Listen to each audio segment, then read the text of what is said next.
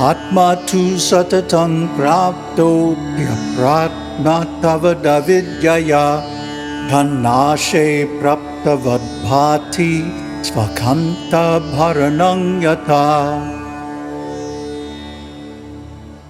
Atma, the self, tu, verily, satatam, always, praptaha, the reality that is present, api, yet, apraptavat, is not realized, avidyaya, because of ignorance, tanashe, on the destruction of ignorance, praptavat, like an object newly gained, bhati, appears, svakanta bharanang, the ornament of one's neck, yata, just as.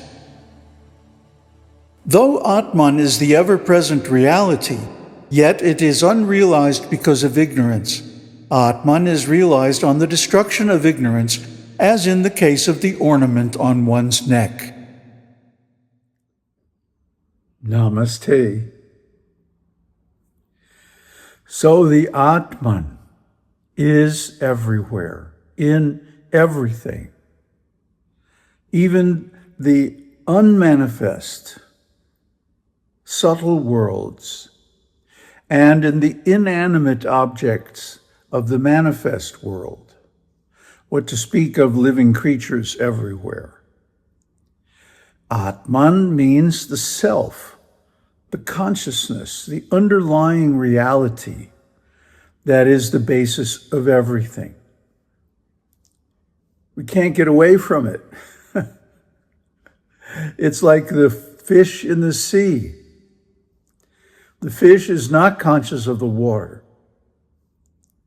yet it surrounds and supports him. In the same way, the Ātman is everywhere and in everything, and is the support of everything, even though Ātman itself needs no support. It's independent. It's the only thing that is. Everything else is dependent on Ātman. So Ātman is the omnipresent reality with a capital R. Yet, people don't realize it. If there were no scriptures, if there were no holy teachers, no realized saints, who would ever guess of the existence of Ātman? It's a mystery. And the reason it's a mystery is that it is imperceptible. We cannot see it with these eyes. We cannot sense it with any of the other senses. And we cannot reason the existence of Ātman. Because in our default consciousness, the world is real. The body is the self. The senses are giving us accurate information. Now we know those are all wrong because the scriptures reveal Ātman is the actual reality.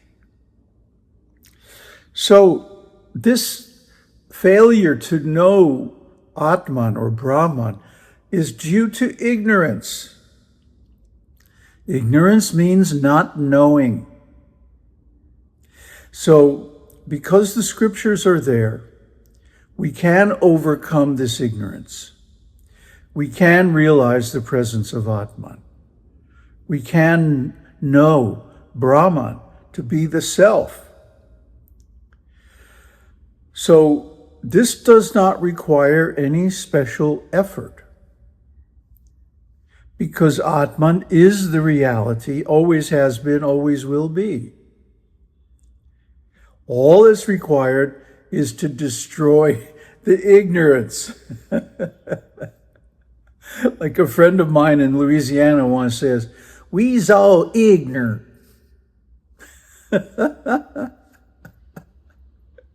So, and then he turned around and said, "Just see how ignorant I is."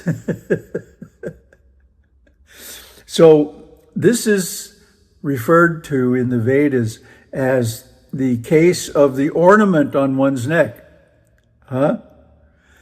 Everybody's done it. You forget your keys, and then after a panicked search, you find they're in your pocket. And in the original example, it's a locket or something that is worn around the neck, some ornament. And you think you forgot it. You can't find it anywhere. But yet, it's been sitting on your neck the whole time. Duh. The same is true of Brahman, Ātman, the self.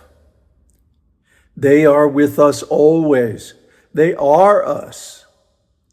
We are that, huh? Tatvamasi, thou art that, Brahman. But we don't know it. We can't see it because of ignorance. Once you know that Brahman is the self and the symptom of the self is consciousness, then it's so obvious, duh, I'm consciousness. Everybody is consciousness.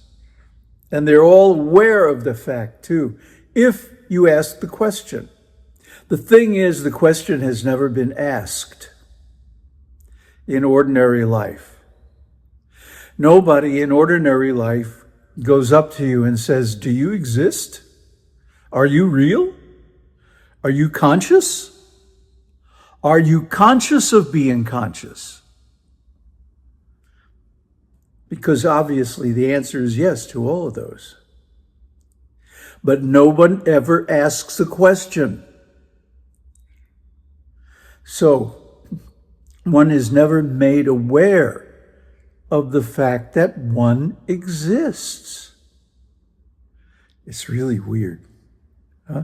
It's something we just take for granted, as if everybody knows.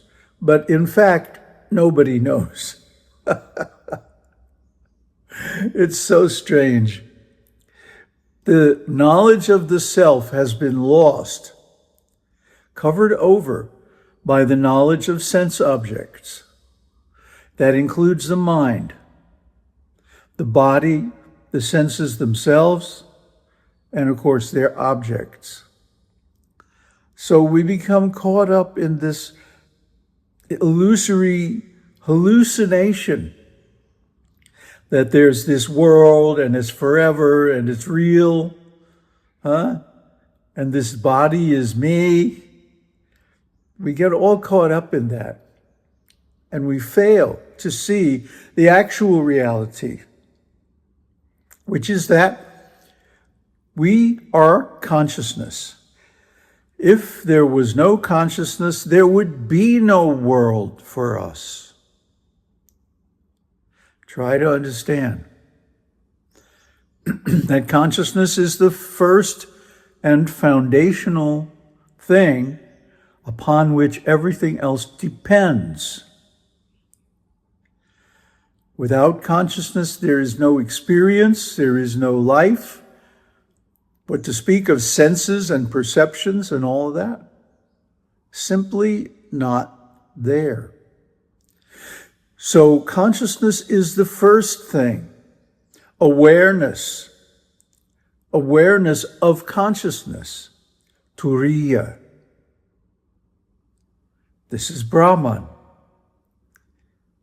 But people don't think of it because all they think about is the objects of consciousness, the sense objects. But the sense objects are the very thing that is causing us to fall into the world and to be covered over by this worldly identity. I am the body. I am the mind. I am the designations, the names and forms applied to these things. I am the chief planning executive of XYZ Corporation. What is that? You can be fired tomorrow. So you can't take it seriously. If you do, you're in trouble. If you think all these different names and titles and qualities and labels and whatever, designations applied to the false identity of the body and the mind are true, oh, you're going to be in such deep suffering. It's never going to end, because these are all illusory. They are all temporary. They don't really exist. Their existence is dependent, conditioned, and false, ultimately false. So what should we do? Well, we should listen to the scriptures. We should approach a realized being and associate closely with them and catch the mood. It's like an apprenticeship. If you want to become a blacksmith or even an electrician, any of the construction trades, you have to apprentice. Then once the union decides you're ready, you get the journeyman status and you can work independently. The same is true in spiritual life. You have to find a teacher. Upanishad says, he who has a teacher attains.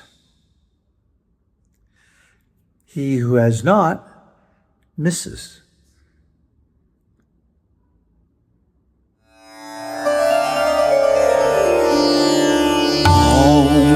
Tat Sat Om Shakti Om